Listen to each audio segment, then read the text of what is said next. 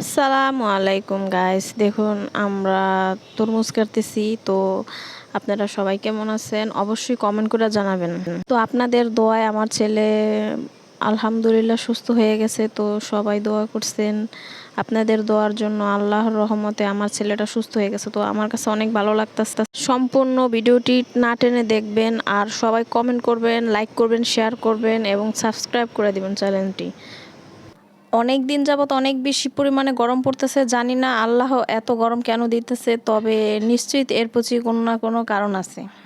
আল্লাহর যখন যা ইচ্ছা, যার সাথে যা ইচ্ছা করার তাই করতে পারে। আল্লাহর সাথে কারোর সাথে কোনো তুলনা নাই, আর আল্লাহর সাথে কোনো পাল্লাও নাই। তো তো দেখুন আমার ছেলে কিভাবে তরমুজের প্লেট নিয়ে টানাটানি করতেছে। তো আমাদের কাছে অনেক ভালো লাগে যে আমার বাচ্চাটা গত বছর এই দিনে আমার পেটের মধ্যে ছিল, আর আজকে এই ছেলেটা কি দুষ্টামি করতেছে দেখেন। নানুর সাথে খুব মজা করতেছে তরমুজ কাটা কাটা নিয়ে। আমার কাছে তো অনেক বেশি ভালো লাগতেছে, কারণ আমার ছেলে সুস্থ হয়ে গেছে। তো আমার ছেলে এখন আমার কোলে বুকে ফিরে আছে। তো আমি আল্লাহর কাছে একটা জিনিসই চাই যে আল্লাহ, তুমি আমার সন্তানটা আমার বুকের মাঝে রাখো, তুমি কোনো বিপদ বালা মুসিবত দিও না। তো সবাই ভালো থাকবেন।